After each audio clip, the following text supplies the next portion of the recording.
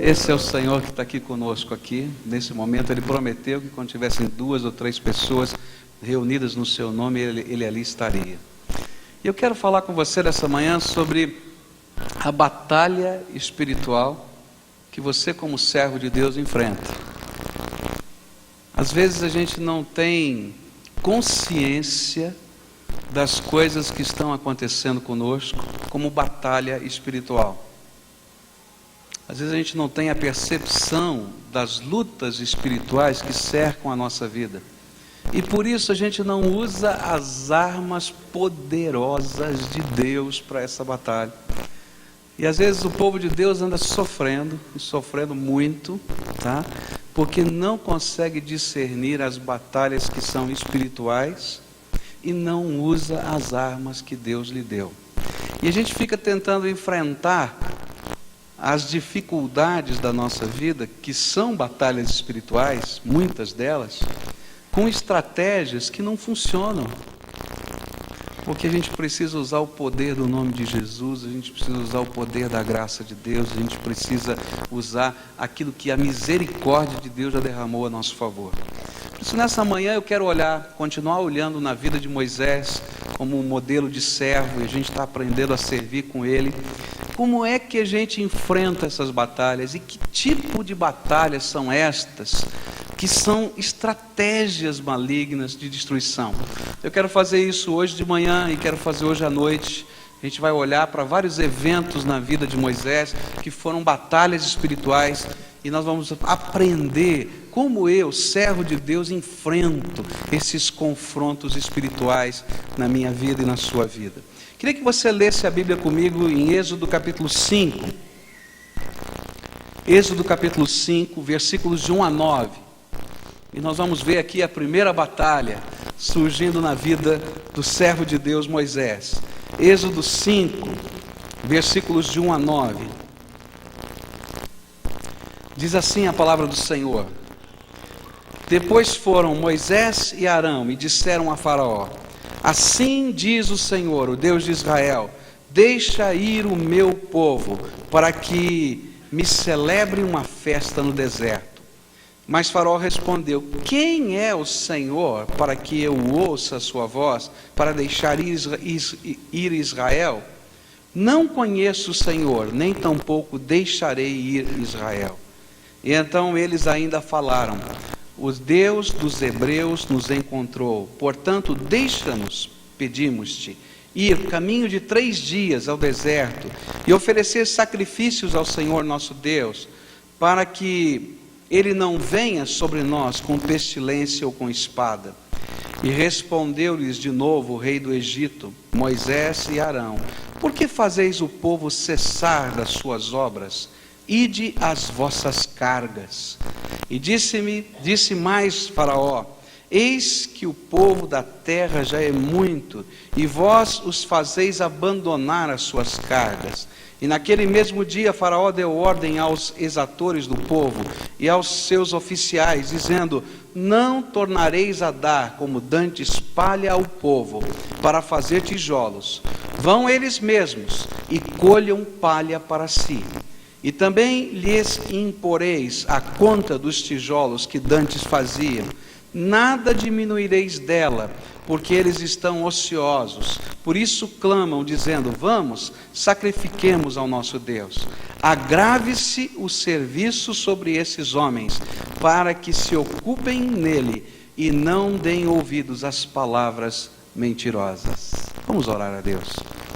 Pai querido, dá-nos a Tua graça, nós precisamos da Tua graça, e que nós possamos ter a manifestação do Teu Espírito aqui nesse lugar, dando a cada um de nós discernimento espiritual para as lutas que enfrentamos, para que possamos discernir aquelas que são batalhas espirituais, e dá-nos também, Senhor, a percepção das armas que o Senhor tem colocado nas nossas mãos.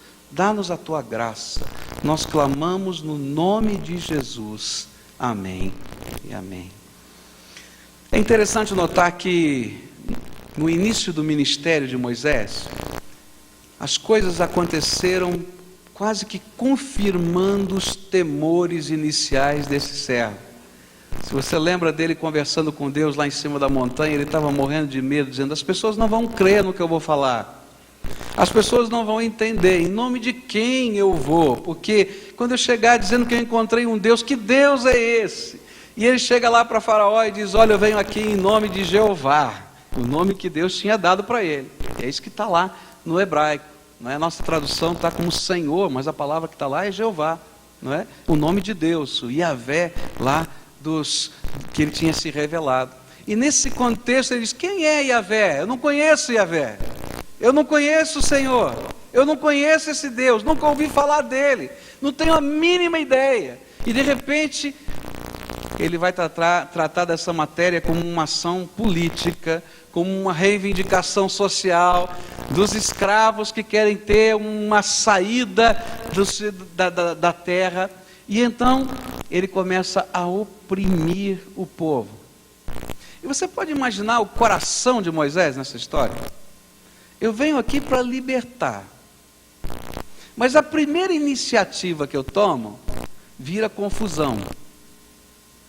E ao invés de ajudar o meu povo, eles agora estão mais oprimidos do que antes. Porque agora eles têm que fazer o mesmo número de tijolos que faziam como escravos, mas ainda tem que sair atrás do material. Tem que buscar palha para misturar junto com o barro para fazer aquele tijolo. E então o trabalho deles ficou maior, porque eles têm que sair pelos campos catando a palha antes de começarem a trabalhar e produzir o mesmo número de tijolos no final do dia.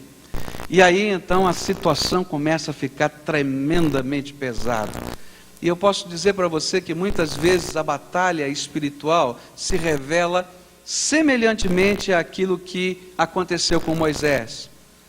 Quando Deus tem uma ação tremenda e libertadora, Satanás mobiliza o seu exército de opressão e usa circunstâncias como ferramentas de opressão. E aí a gente vai ter uma batalha revelada no meio das coisas que estão acontecendo na minha vida. Eu não vejo demônio nenhum, eu não vejo coisa nenhuma acontecendo do ponto de vista espiritual, eu vejo só problema.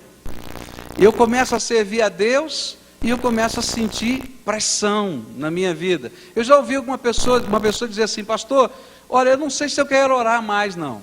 Porque eu comecei a orar, eu e meu marido começamos a orar, foi uma senhora que me disse isso. Eu começamos a orar e começaram uma série de problemas na nossa vida. Eu parei de orar.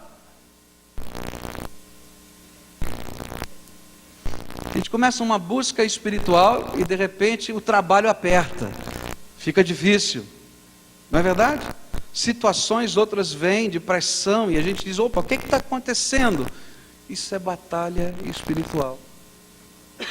São pressões que o inimigo coloca do mesmo jeito que colocou lá nos dias de Moisés. Se você olhar o capítulo 5 de Êxodo, versículo 14, até versículo 14, verso 19, diz assim: e foram açoitados os oficiais dos filhos de Israel, postos sobre eles pelos exatores de Faraó, que clamavam: porque não acabastes nem ontem, nem hoje a vossa tarefa, fazendo tijolos como dantes. E então os oficiais dos filhos de Israel viram-se em aperto, porquanto se lhes dizia: nada diminuireis dos vossos tijolos da tarefa do dia no seu dia. E ficou de mais difícil ainda, porque eles não cumpriram e ainda levavam chibata. Você já viu como as circunstâncias às vezes vêm sobre nós e começam a oprimir a nossa vida? E a gente não sabe direito o que está acontecendo, mas sente que está uma pressão tão grande.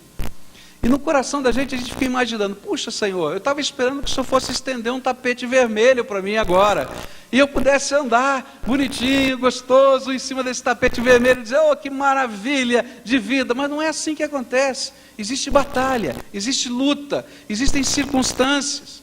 E sabe por que isso acontece? Acontece para que eu desista. Acontece para que eu não cumpra o compromisso que eu fiz com o meu Senhor. acontece para que eu não firme os meus valores com Ele, para que eu não caminhe na fé. Essas pressões têm um propósito tremendo de dissuadir-nos do caminhar na fé, de desistirmos da visão, dos alvos, dos compromissos que firmamos com Deus. É para isso que essa batalha vem. Você começa a tua caminhada espiritual, você começa uma busca maior, vem essa pressão para dizer, sai dessa, para, foge. E você já viu quantas vezes essa estratégia funciona? E daí você põe o pé no freio, diz, não sei. Não sei se dá. Não sei se eu vou conseguir.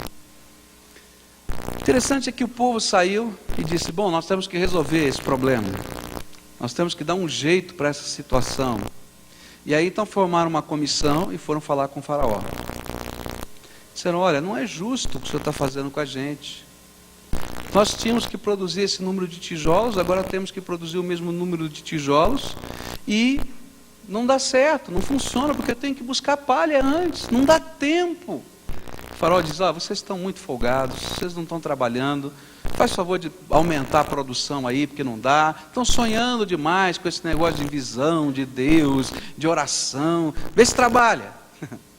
Aí eles foram para uma segunda estratégia, disseram, bom, não dá para a gente buscar palha no campo, demora muito, vamos pegar restolho, resto de qualquer coisa que você achar, vai catando, a gente põe no meio do tijolo, ninguém vai saber se é palha ou não é palha, vamos dar um jeitinho aqui. E eles começam então a colocar uma série de estratégias para tentar vencer a batalha que é espiritual. E funciona? Funciona? Não funciona. Porque as estratégias humanas não funcionam quando a batalha é espiritual. Você vai lá no teu trabalho e diz, não, eu vou me aproximar do meu chefe, eu não sei porque ele está pegando no meu pé, não é? Eu vou tentar e não funciona, ele não vai com a tua cara mesmo, não tem jeito, não é? Você diz, agora eu vou me empenhar mais e vou fazer, e não produz, não é? Porque é batalha, é luta. Porque na batalha espiritual, a gente precisa usar as armas espirituais. Não tem jeito. Não tem jeito. Quais foram as armas que Moisés usou? Quando a gente vai estudando aquele capítulo 5, a gente vai descobrir no verso 20, depois daquela conversa dura que teve, no verso 22, o povo se encontra com Moisés e vai dizer, olha Moisés, você está atrapalhando a gente. Aquilo dói profundo no coração dele, ele se tranca na presença de Deus e diz, escuta aqui Deus, o Senhor me mandou aqui para libertar esse povo, mas em vez de libertar eu estou gerando mais opressão ainda, mais angústia, mais luta. O Senhor tem que colocar a tua mão nesse negócio, tem que haver agora uma manifestação do teu poder, tem que haver agora algum tipo de libertação. E aí Moisés começa a usar a arma que funciona. Ele começa a orar. Eu quero dizer para você que na batalha espiritual, a arma que sempre funciona, nós vamos ver vários tipos de batalha e em todas elas você vai encontrar a oração. E eu quero dizer para você que muitas pessoas estão sofrendo pressões terríveis na sua vida há muito tempo, porque têm usado todas as armas, têm usado todas as estratégias, mas ainda não aprenderam a lutar em oração. Eu não estou falando para você fazer aquela oração de desencargo de consciência. Oh Deus, olha aqui a minha situação, estou desempregado, olha aqui a minha situação, está acontecendo isso, está acontecendo aquilo. Estou falando de batalha. Estou falando de a gente entender que a ferramenta para essa vitória não está na estratégia, mas está no joelho dobrado. De a gente entender que a vitória não vai vir porque eu construí ou fiz alguma coisa, mas porque o Senhor está colocando a mão dele e intervindo. Porque esse nome que está sobre todo nome, o nome de Jesus, e colocou a sua graça sobre a nossa vida. Porque o poder de Deus foi derramado e as circunstâncias começaram a ser transformadas. E a gente começa a crer no poder transformador e milagroso de Deus. Primeira arma na sua batalha é a oração. Porque quando nós oramos, algumas coisas tremendas acontecem. Deus move os céus na direção da terra. para que as coisas da sua graça e do seu poder se manifestem no meio das nossas circunstâncias e das nossas fraquezas. Quando Moisés começou a orar, Deus disse para ele: Moisés, você vai conversar de novo com esse homem, e eu vou começar a manifestar o meu poder diante dele. Esse homem tem o coração duro e ele vai resistir a você. Mas a cada dia que ele resistir, eu vou demonstrar mais ainda do meu poder, e mais ainda do meu poder, até que ele não aguente mais e diga: vai embora, sai correndo, sai, não quero ver mais você aqui.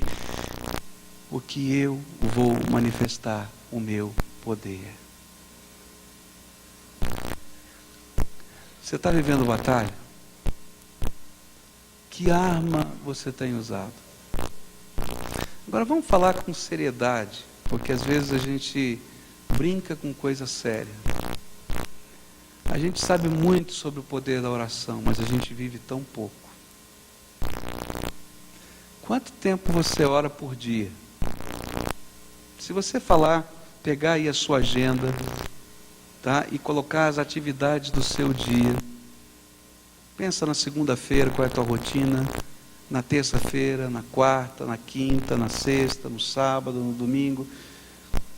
Faz a conta. Quanto tempo você tem usado para usar a arma poderosa da oração?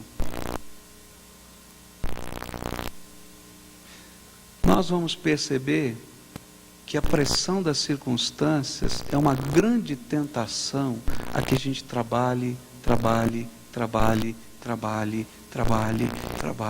e não resolve nada. Eu não quero dizer para você que você não tem que trabalhar. Eu não quero dizer para você que você não tem que ser um bom profissional. Não é isso que eu estou falando. Mas eu quero dizer para você que a arma para você vencer isso aqui, essa batalha, tem que ser mudada. E algumas coisas vão acontecer na tua vida simplesmente porque você está orando. E que você sabe que é milagre. E que você vai ver cada dia o poder do nome de Jesus. E você vai se alegrar em ver a grandiosidade do teu Deus. Eu sei que a batalha não termina no dia que a gente ora. Por isso, a segunda arma numa batalha espiritual tem que ser perseverança. Eu tenho que ter perseverança e saber que Deus está agindo quando eu não estou vendo. Moisés estava orando e Deus disse para ele: vai lá, eu vou manifestar o meu poder. E se você ler o capítulo 5, ele vai dizer: não vai ser agora na primeira, vai demorar. Ele vai te resistir, mas eu vou continuar manifestando o meu poder. E quando ele chega lá, o poder de Deus se manifesta. Faraó resiste ao poder de Deus. 1, 2, 3, 4, 5, 6, 7, 8, 9, 10 vezes. Mas ele não pode resistir o Deus Todo-Poderoso. Por isso, quando eu entro numa batalha espiritual, eu tenho que usar a arma da oração e a arma da perseverança. O que o diabo quer com a sua armadilha é te tirar da rota. É fazer você desistir de usar as armas espirituais. Por isso ele intensifica a guerra. Mas quanto mais a gente usa as armas da graça de Deus com perseverança, tanto mais rápido a guerra ou a batalha toda há de ser vencida. Como é que está a tua agenda? Será que não está na hora de fazer alguns ajustes? Eu estou pensando em fazer os ajustes da minha agenda. Essa foi a nossa conversa ontem, eu e minha esposa. Tem que mudar a minha agenda, tem que acertar algumas coisas. Porque a gente se enrola. E a gente cai nessa armadilha, gente. Como a gente cai nessa armadilha? E quando a gente vê, a gente está atolado. Está saindo correndo, né, daquela pressão que está sobre a gente. E a gente não entende que aquilo é batalha. Porque Deus pode fazer muitas coisas na nossa vida enquanto a gente está dormindo. Você acredita que Deus pode fazer coisas enquanto a gente está dormindo? Eu creio. Creio mesmo. Eu tive uma vez uma dificuldade financeira e foi tão interessante. Porque naquela noite nós estávamos orando e pedindo a Deus: Senhor, nós precisamos de respostas. Eu precisamos de uma solução. Oramos. Quando foi 9 horas da manhã do dia seguinte, uma pessoa me telefonou. Disse assim: pastor, eu sou de uma outra cidade, de Santa Catarina, estou trabalhando aqui temporariamente, estou voltando para minha casa. E essa madrugada, às 3 horas da manhã, Deus me acordou. Eu fiz um negócio, tenho um dinheiro e eu tinha votado no meu coração dar uma oferta. 3 horas da manhã, Deus me disse que eu tenho que dar para o senhor. Aí eu perguntei: mas é para a construção do templo? É para missões? Eu disse: não, o senhor não entendeu, é para o senhor, é para a sua família. Ele disse: mas olha, pastor, eu tenho que obedecer a Deus, porque 3 horas da manhã Deus me acordou, eu não vou dormir se eu não der, eu tenho que fazer logo. Eu disse: e aí? Mas tá, não, onde é que é? Como é que faz? E tal. Eu disse: não, você pode passar no meu escritório? Eu posso. Tá. O escritório da pessoa onde ela estava trabalhando naquele dia era debaixo do meu prédio. Coincidência demais, né? Aí quando eu cheguei para pegar aquele valor, eu disse assim: sabe, isso aqui é milagre. Milagre porque Deus falou com você no meio da madrugada, e milagre porque isso aqui é resposta de oração. E eu aprendi que Deus trabalha enquanto eu durmo. Você já parou para pensar nisso? Que Deus trabalha enquanto você dorme? E por que você anda tão pressionado sem entender que Deus te ama e pode fazer coisas tremendas na tua vida? Será que não está na hora da gente pegar essa agenda, dar uma invertida e usar a arma poderosa da oração? Será que não está na hora da gente perseverar na batalha, ao invés de fugir? Porque às vezes o que a gente faz é sair correndo e acha que vai achar um canto para se esconder. Mas aquele povo ia continuar escravo do mesmo jeito. Talvez o que melhorasse é que a palha começasse a chegar, mas eles teriam que produzir tijolos de geração em geração. E teriam que levar chibata de geração em geração. Mas quando a gente usa as armas de Deus, do poder do Espírito na nossa vida, sabe o que acontece? Talvez eu tenha que catar a palha um pouquinho, mas um dia aqueles tijolos nunca mais vão ter que ser feitos, e as gerações seguintes estarão libertas, e a chibata vai acabar, porque o Senhor abre a vida para mim. Como é que está a tua vida? Será que não está na hora de a gente usar as armas de Deus? Porque todos nós temos batalhas. Essa batalha não aconteceu só com o povo de Deus, acontece comigo todo dia. E acontece com você. Segunda estratégia, segunda batalha que o inimigo usa nas nossas vidas é a batalha da operação do engano pelos poderes satânicos. Satanás é mestre na mentira. A Bíblia diz que ele é o pai da mentira. E ele usa a mentira, ele usa o engano como estratégia de opressão na vida espiritual dos servos de Deus. Pessoas que estão buscando a Deus com sinceridade no seu coração e que estão sendo enganados, porque Satanás é mestre na mentira. Vamos lembrar um pouquinho da história? Moisés se apresentou diante do faraó, lembram? E Deus disse para ele: joga a vara no chão, não foi? Ele jogou, o que aconteceu? Virou? Virou serpente. E aí? O que aconteceu?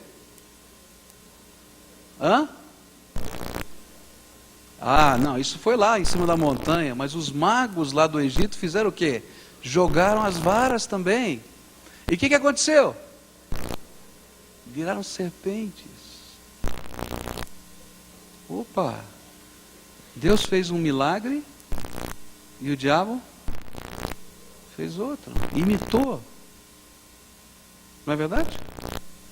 Quando a gente vai lendo a história, a gente vai descobrir que não somente a vara aconteceu isso, mas daí então Deus disse para Moisés: você toca a vara agora nas águas do rio, e as águas vão se transformar em sangue, vão ficar vermelhas, e os peixes vão morrer, e vai haver um mau cheiro em toda a terra.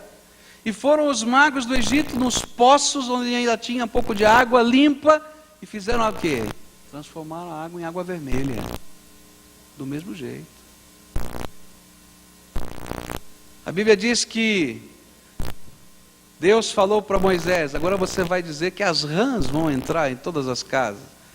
Tinha perereca em casa de todo mundo, aos montes. Eu só imagino mulher correndo para tudo quanto é lado, né? No retiro de casais que teve essa noite lá, entrou uma perereca lá no quarto, e foi um tal de correr atrás da perereca e chamar o outro, e entra um monte de homem dentro para jogar fora a danada, e as mulheres tudo correndo para um lado para o outro, né? Eu imagino como é que ficou lá no Egito, que diz que entrava aos montões. Pensou você dormindo, vem perereca de noite, assim, andando. Ainda bem que não é lagartixa. Eu tenho um negócio com lagartixa. Que negócio gruda na gente, você quer tirar e não sai. É horrível, né? Você já pensou? Mas sabe o que a Bíblia diz? Diz que os magos fizeram a mesma coisa.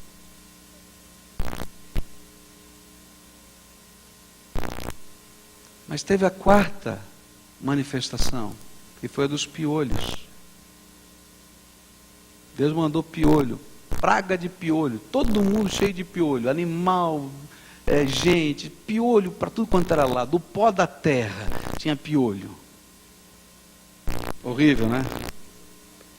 Aí chega lá para os magos: e aí, mago, faz piolho? Não dá, não posso. Mas como? Vocês não são magos, não são importantes. Ele disse: mas isto é o dedo de Deus. Duas coisas tremendas. O diabo não desfaz o que Deus faz. Ele pode imitar algumas coisas, mas ele não desfaz o que Deus faz. Se os magos eram tão importantes e tão fortes assim, por que ao invés de imitarem não desfaziam a praga? Porque aquilo que Deus abre, ninguém fecha. E aquilo que Ele fecha, ninguém abre. É manifestação do poder dEle. É tremendo. E tem uma hora que Deus, na sua soberania, diz: chega, para. E mesmo que Ele queira fazer tudo, Ele não pode nada. Porque o Senhor, Deus Todo-Poderoso, é o soberano do universo. Não existem dois deuses. O diabo não é Deus, ele é criatura. E Deus, na sua soberania, determina as coisas do universo. E o limite do inimigo está no poder do nome do meu Senhor. Agora, sabe o que o diabo faz como batalha espiritual? Ele imita. A Bíblia diz que Satanás planta no meio da igreja uma imitação de cristão. E o mundo está cheio de gente que se diz cristã, mas que não tem Cristo no coração. Que vive um tipo de fé que se diz cristã, mas que não conhece o poder de Deus. E sabe o que é isso? É semeadura de Satanás no meio da igreja. A Bíblia diz que é o joio no meio do trigo. Parece, mas não é. Sabe por quê? Porque aí confunde, aí mistura, é engano. E tem gente seguindo o caminho do joio, dizendo: oh, que coisa maravilhosa é ser joio. Mas o joio só presta para ser jogado na fogueira, é isso que a Bíblia diz. Porque ele não tem poder de gerar o verdadeiro trigo, que é só Jesus lá dentro do nosso coração e dentro da nossa alma. Eu quero dizer que tem muita gente religiosa e sincera, mas que está indo para o inferno. É isso que a Bíblia está dizendo.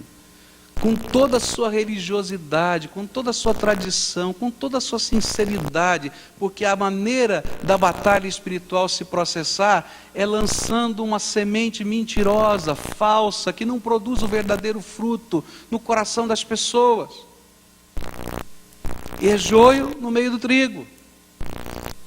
Para tristeza minha, tem joio aqui dentro. Na Igreja Batista tem joio? Tem um monte. Na Igreja Católica tem joio? Tem um monte. Na Presbiteriana tem joio? Tem um monte. Porque esse é o engano de Satanás.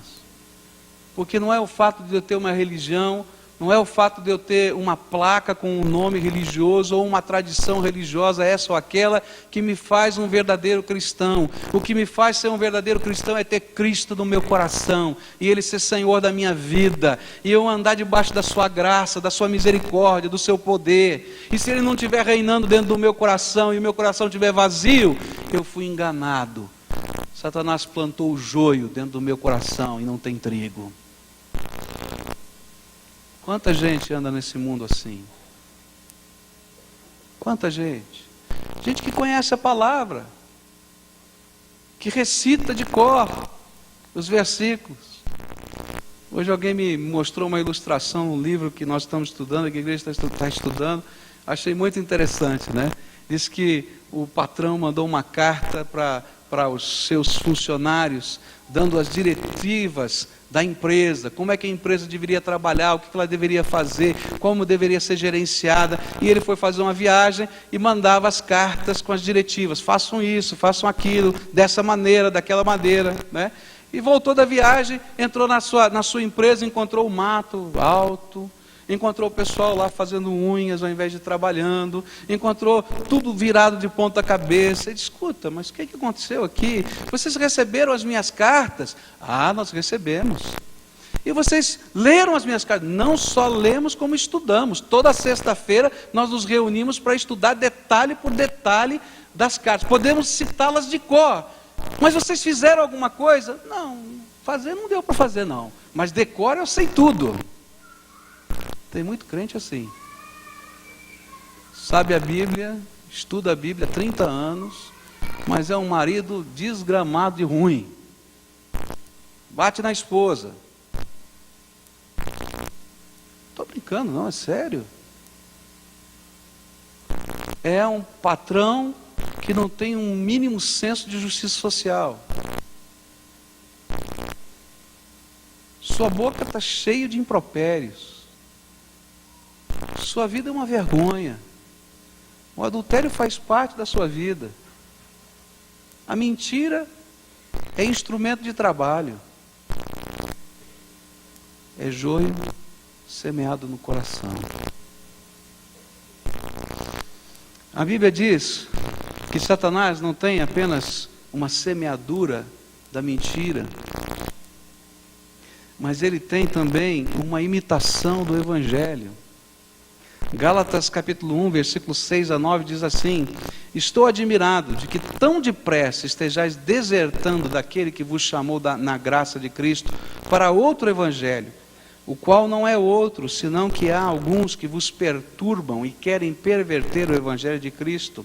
Mas ainda que nós mesmos, ou um anjo do céu, vos pregasse outro Evangelho, além do que já vos pregamos, seja anátema.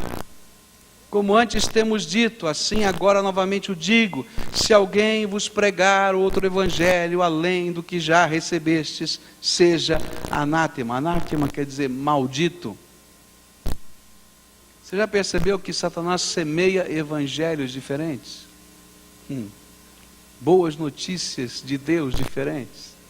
Existe, por exemplo, o Evangelho segundo Allan Kardec. Você já parou para pensar nisso? Eu fiz uma série de estudos com um médium espírita, uma ocasião, e ele dizia: não, mas eu sou cristão. Eu disse: você não é cristão. A sua religião é uma religião pagã, sempre foi pagã. Você nunca estudou isso? Ela veio lá do Egito, igualzinha àquela dos magos. Não, eu já estudei, mas a nossa religião agora é cristã por causa do Evangelho segundo Allan Kardec. Não, não é, porque o Cristo que está nesse Evangelho não é o Cristo da Bíblia. Não, mas ele pega a Bíblia, pega. Mas vamos ver então o que a Bíblia diz sobre Jesus, você quer? Ele diz: tá bom. Ele falou assim: olha, Jesus nasceu virginalmente, você crê nisso? Ele diz: não creio. Jesus é o Filho do Deus vivo. Não, eu creio que ele é uma reencarnação sucessiva que chegou ao último éon na escala mais alta que o homem pode chegar. Por isso ele é um grande profeta. Então eu quero dizer para você que o teu Jesus não é o meu Jesus, porque ele é o Deus vivo, que tomou o meu lugar na cruz do Calvário, que o seu sangue me redime dos pecados. Esse é um outro evangelho. É batalha. Agora não está só nisso a batalha, porque Satanás semeia tanta confusão, tanta heresia, tanta mentira, para a gente perder o cerne. Sabe o que é o cerne? A suficiência da graça do meu Senhor Jesus, a potência do nome do meu Salvador, a soberania do Deus Criador, eu poder andar debaixo da sua graça. E sabe por que eu sou salvo? Não porque tem o evangelho das boas obras, não. Que tem um outro evangelho dizendo isso aí em várias religiões, não é? Você tem que fazer uma conta bonita de chegada no céu.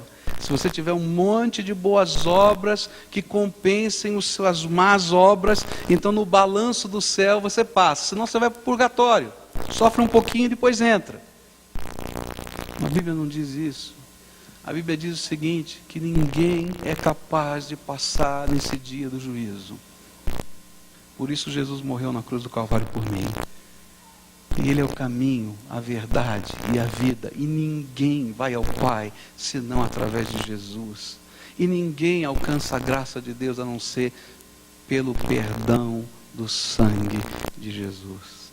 Mas se você anda por essa cruz, a Bíblia diz que as portas do céu estão abertas para você e você pode entrar com ousadia na presença do Pai, até nas suas orações, que você se assenta nos lugares celestiais em Cristo Jesus quando você ora, porque o Senhor Jesus escancarou as portas do céu para os seus filhos. Batalha espiritual. Quer ver o outro evangelho? Está na moda. Bota uns cristalzinhos aí na tua casa para energizar. Fica deitado debaixo da pirâmide 2 horas por dia, não é? Para novos fluidos entrarem em você. Com fluido ou sem fluido você está perdido. Porque se Jesus não entrar na tua vida, meu querido, Ele é que faz diferença. Cuidado com a semeadura mentirosa do maligno, que confunde, que mistura, que diz que tudo é a mesma coisa, porque não é. Todos os caminhos levam para Deus. É uma grande mentira. Todos os caminhos levam para Ponta Grossa? Ou para Paranaguá? Tem o caminho certo. Por isso Jesus disse, eu sou o caminho, a verdade e a vida, e ninguém vem ao Pai senão por mim. O caminho não é uma instituição, o caminho não é um homem, o caminho é Jesus. E Ele tem que estar aí no teu coração. Cuidado, porque a Bíblia diz que Satanás tem até uma imitação dos ministros de Deus para semear suas mentiras. Diz assim a palavra de Deus, 2 Coríntios 11, versículos 13 a 15. Pois os tais são falsos apóstolos, obreiros fraudulentos, disfarçando-se em apóstolos de Cristo. E não é de admirar, porquanto o próprio Satanás se disfarça em anjo de luz. Não é muito, pois, que também os seus ministros se disfarcem em ministros da justiça, o fim dos quais será conforme as suas obras.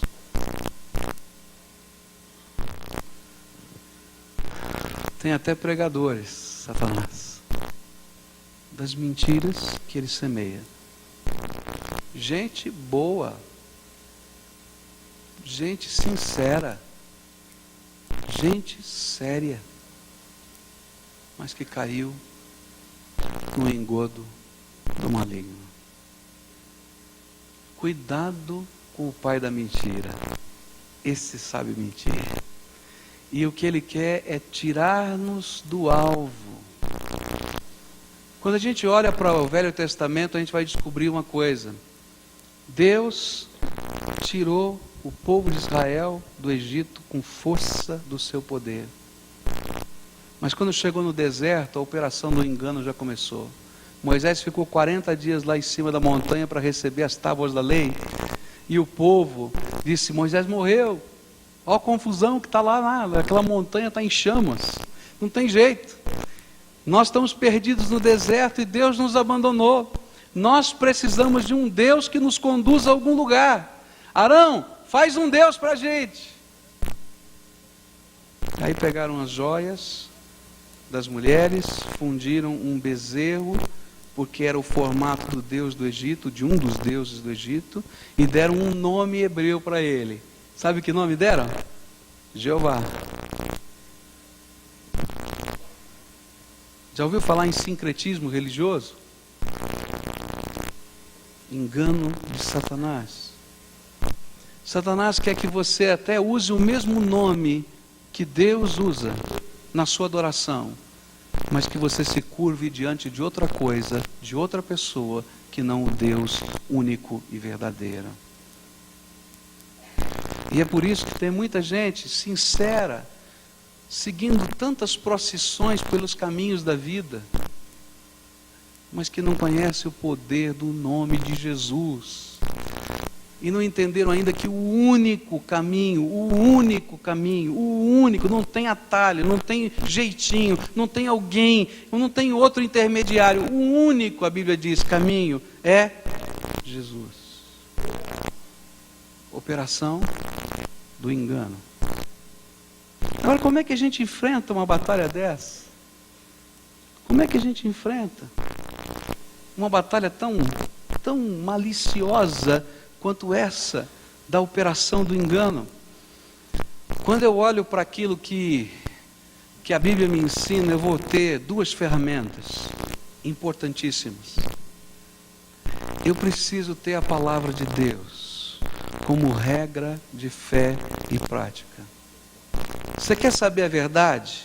Está aqui, ó. Abre a tua Bíblia. Começa a estudar a tua Bíblia. Começa a ler a palavra de Deus. Você vai descobrir a verdade de Deus e não dos homens. Todo mundo vai dizer para você que você não é competente para ler a Bíblia. Isso é engano de Satanás. Porque Deus quer falar com você. Ele quer falar com você. Ele quer falar com você. Então abre a Bíblia. Deixa Deus falar o teu coração. Deixa a verdade de Deus fluir na tua vida. Você vai ver que coisa tremenda. Que coisa maravilhosa. E quer saber como é que a gente enfrenta uma situação dessa? É quando o dedo de Deus se coloca no meio das circunstâncias. Aquela mulher de que eu falei nunca mais foi para o hospital. Lembra no começo que eu disse? Aquela mulher nunca mais foi por aquele motivo, ela nunca mais foi para o hospital. Porque naquele começo de noite, quando o nome de Jesus foi ali manifestado, com poder, porque Ele é poderoso, aquela mulher foi liberta e recebeu Jesus como Senhor e Salvador da sua vida.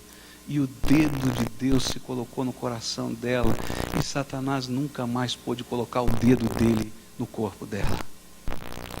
É assim que funciona.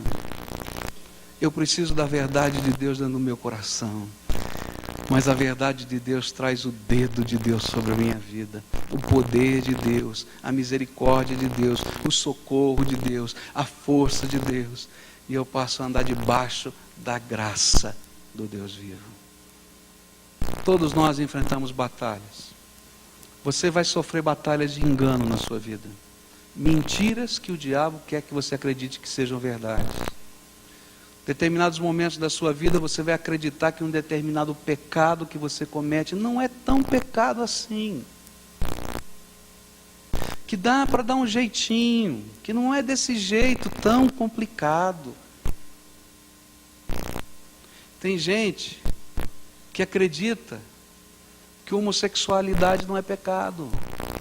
A Bíblia diz que não vão entrar no reino dos céus, mas a Bíblia diz isso.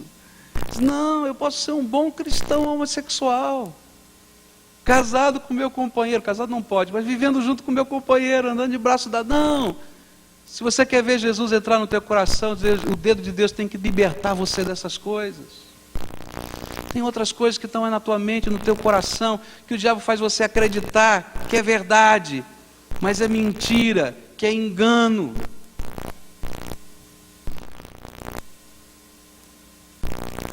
E só o dedo de Deus e a palavra de Deus podem nos ajudar nessa hora. Nós vamos continuar falando hoje à noite sobre as batalhas, mas eu queria orar com você nessa manhã, porque eu sei que você está enfrentando batalha. Talvez você esteja vivendo a batalha das circunstâncias. E o Espírito Santo de Deus hoje falou para você que você precisa usar uma arma, que é a arma da oração. E eu queria que a gente começasse a usar a arma da oração agora. Mas lembra que a outra arma é perseverança.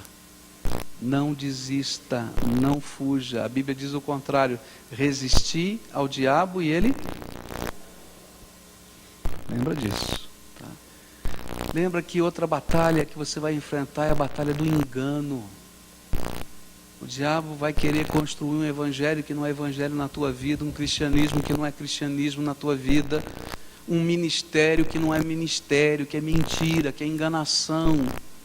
E como é que eu sei qual é a verdade? É na palavra de Deus e pelo poder do dedo de Deus que se manifesta na minha vida e me liberta. E eu queria orar por isso agora. Eu queria, nesse momento, interceder por aqueles a quem o Espírito Santo está falando nessa manhã, que tem andado pelo engano. E hoje caiu a venda.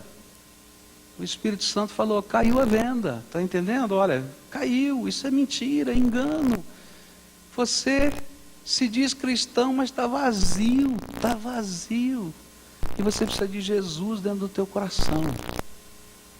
E hoje o Espírito Santo está falando, ó, vamos tirar o engano, porque a verdade, Jesus que é a verdade, né? Eu sou o caminho, a verdade e a vida, e ninguém vem ao Pai senão por mim. E hoje Jesus quer dizer, eu quero entrar aí com a verdade no teu coração. Eu quero orar por você em primeiro lugar.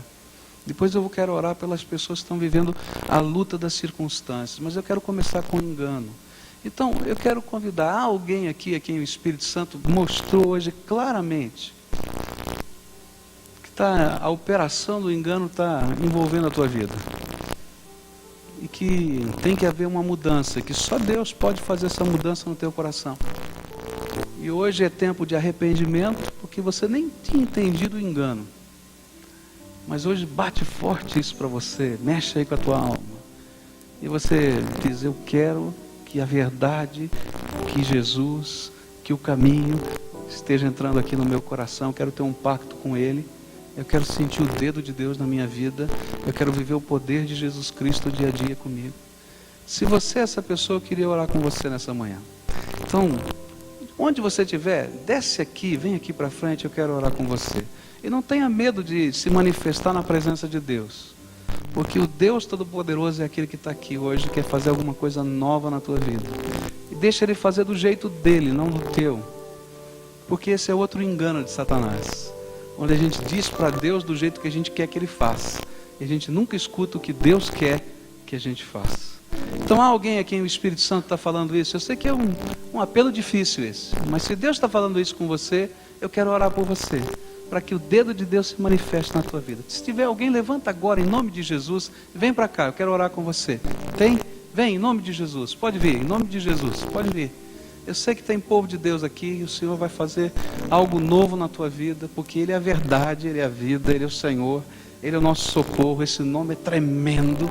Então vem. Sei que tem povo de Deus aqui. Quem mais Jesus está falando aqui nessa manhã? Vem logo. Levanta rápido, em nome de Jesus. Levanta agora, em nome de Jesus, e vem, olha. Porque hoje é tempo de Deus na nossa vida. Que caia a venda, em nome de Jesus. Que a venda caia. E que a verdade de Deus se revele. E que a misericórdia do Senhor se revele. E que a graça do Senhor se revele. Quem mais Jesus está falando aqui nessa manhã? Pode vir. Tem povo de Deus aqui. O Espírito Santo falou. A gente pode sentir a presença dele. Quem mais Jesus está falando agora? Fala aí. Aí no teu coração está chacoalhando, você não está nem aguentando a presença do Senhor aí com você, não é? Então vem agora, em nome de Jesus, vem logo, toma lá o seu passo de fé. Jesus, chega de enganação, eu quero estar firmado na tua graça, e só na tua graça, e só na tua graça, e só na tua graça. Eu queria convidar alguns irmãos para estarem orando aqui junto com a gente. Vem junto aqui alguns irmãos. E cada um aqui que está aqui na frente possa ser abraçado por alguém. A gente vai estar orando aqui. Quem pode nos ajudar nesse momento de oração? Chega junto aqui, não é? E a gente vai estar orando, clamando, não é? Se tiver alguém aqui para ministrar na vida desse surdo que está aqui. Isso, tá?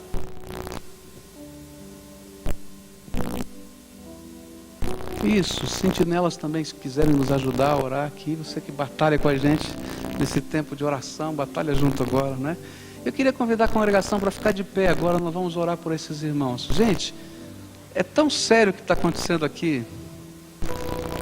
Vocês entendem o que está acontecendo aqui? Aqui não é convencimento humano não, viu? Isso aqui é graça de Deus que está sendo derramada nesse lugar. E nós vamos orar para que o dedo de Deus se manifeste, e que a verdade que foi anunciada seja libertadora. E a gente vai firmar pactos com essa palavra que é viva, e deixar a graça de Deus se manifestar. Vamos orar. Pai querido, estão aqui os teus filhinhos, eles são teus filhos, Ó Senhor, eles estão dizendo que eles têm estado enganados por coisas que eles não percebiam, que eles não entendiam, mas que hoje, pela tua misericórdia, à luz da tua palavra, a venda caiu. E eles querem ter um pacto com Jesus como Senhor da vida deles. E eles precisam que o dedo de Deus se manifeste libertadoramente na vida deles. Ó Pai, nós anunciamos aqui aquilo que a tua palavra ensina, que o nome de Jesus está sobre todo nome, está sobre todo principado, potestade, toda a criação, porque o Senhor colocou o teu Filho sobre todas as coisas, e colocou todo o universo como escabelo dos seus pés, diz a tua palavra, para que ele possa, Senhor, completar a tua obra e entregar o reino ao Senhor, depois da obra completa. E eu quero te pedir, Senhor Jesus, vem agora, e completa a tua obra, e instala o teu reino poderosamente nesses corações, e que haja libertação em nome de Jesus. Que todo engano de Satanás, que toda seta maligna lançada contra eles, seja quebrada agora em nome de Jesus. E que no poder do sangue de Jesus haja perdão, haja restauração. E que pelo poder do teu nome haja completa libertação. E que eles possam, Senhor, sentir a graça do Deus vivo sobre eles. Senhor Jesus, eu quero te pedir, coloca fome e sede da tua palavra neles, para que, Senhor, eles não sejam enganados de novo, para que eles possam ler a tua palavra e entender a verdade do Senhor, e colocá-la como verdade sobre as suas vidas. Senhor Jesus, eu quero te pedir que o Senhor esteja envolvendo, Senhor, poderosamente, e que a paz do Senhor, que excede todo entendimento, guarde a mente e o coração desses teus filhos. Escuta, Deus, o nosso clamor, e ajuda-os a andarem contigo cada dia, e a conhecerem o teu dedo, se manifestando nas coisas, na vida, no dia a dia, na família, na casa. Faz a tua obra, Senhor, no nome de Jesus. No nome de Jesus, amém e amém. Companheiro de oração, troca o telefone aí com essa pessoa, diz, olha, essa semana nós vamos conversar, tá? Liga para ele ou liga para ela durante a semana, para vocês orarem juntos. Mas eu quero orar pelas circunstâncias. Essa batalha está acontecendo na tua vida, não está? Está acontecendo na minha.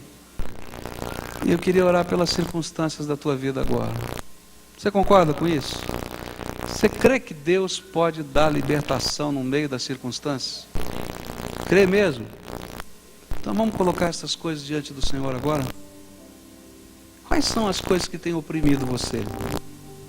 Que você não tinha identificado ainda que era uma batalha espiritual. Eu queria que você colocasse isso diante de Deus agora. E nós vamos pedir a Deus intervenção. E vamos pedir que Ele manifeste o poder dEle nessa hora. E que você possa ver os sinais de Deus acontecendo nessa área específica da tua vida. Para você entender que é Deus quem dá a vitória. É Deus quem dá a vitória. É Deus quem dá a vitória. Eu creio num Deus que faz milagres. Você crê? Eu creio de todo o meu coração. Então nós vamos pedir milagre para o Senhor aqui hoje. Então coloca o que está oprimindo você no altar de Deus agora. E nós como igreja vamos pedir, Jesus, Tu és poderoso. E Tu nos disseste que a oração é a arma. E que a perseverança é a arma. Eu quero usar a oração e a perseverança. Começando agora. Mas não parando agora. Porque senão não tem perseverança. E você vai orar por isso hoje à noite. Você vai orar por isso amanhã de cedo. Você vai orar por isso depois de amanhã. Depois você vai orar essa semana toda. E você vai dizer aqui no domingo que vem o que é que Deus fez. porque Deus é poderoso para fazer muito mais abundantemente além daquilo que pedimos ou pensamos. Vamos orar ao Senhor. Pai, o Senhor está falando conosco. E tem muita gente aqui vivendo opressão das circunstâncias. Tem gente desempregada aqui, Senhor, que não consegue emprego. Tem gente que tem sonhos de se casar e não consegue casar porque não tem emprego. Tem gente, Senhor, que é pai de família aqui, está pensando como é que vai sustentar a sua casa porque não consegue emprego. Está desesperado, Senhor. Tem gente aqui, Senhor, vivendo angústias financeiras, contas e mais contas, eles não sabem o que fazer. E diz, Senhor, tenha misericórdia, eu estou afundado. Tem gente aqui, Senhor, vivendo angústias e opressões, de problemas, de situações de relacionamento que nunca se resolvem. E aquilo volta, Senhor, como coisa ruim todo dia. Tem gente que não consegue entrar no seu lugar de trabalho, que parece que eles estão morrendo cada vez que entram ali por causa dos problemas e das pressões. Tem gente que não consegue entrar em casa, porque a luta está dentro de casa. Senhor Jesus, Tu és o Deus Todo-Poderoso. E eu quero colocar, Senhor, essas circunstâncias diante de Ti agora. E nós queremos usar as armas que o Senhor nos ensinou, Pai. Nós queremos usar a oração e a perseverança. E eu quero Te pedir que o Teu Espírito Santo ande com esse povo aqui. E ensine esse povo a orar, Senhor. E ensine esse povo a lutar em oração. Começando comigo, Senhor. Começando na minha vida. Na vida de cada um de nós. Porque, Senhor, o inimigo tem nos atolado no meio dos problemas e das circunstâncias para que a gente desista de fazer aquilo que é a prioridade, que é andar contigo, Senhor. E eu quero Te pedir, Senhor, que essa semana, quero Te pedir isso em nome de Jesus, que essa semana o Senhor dê um sinal do Teu poder na vida de cada um dos Teus servos. E que haja tanto regozijo e alegria no meio do Teu povo, de dizer, eu vi que Deus começou a agir no meio das minhas circunstâncias. E que um possa dizer ao outro, cheio de alegria, porque a boca fala, Senhor, do que está cheio o coração. Se estiver cheia de alegria, nós vamos dizer com muita alegria, esse nosso Deus é tremendo, esse nosso Deus é tremendo, Ele faz coisas tremendas no meio do seu povo. Senhor, faz isso conosco, em nome de Jesus nós Te pedimos, em nome de Jesus, manifesta o Teu poder no meio da Tua igreja, cada um na sua casa, no seu trabalho, nas suas coisas, possa, Senhor, ver, Deus está agindo a nosso favor. Bendito seja o Teu nome, porque Tu és Senhor sobre tudo e sobre todos. Amém e amém. Aleluia. Você pode se sentar.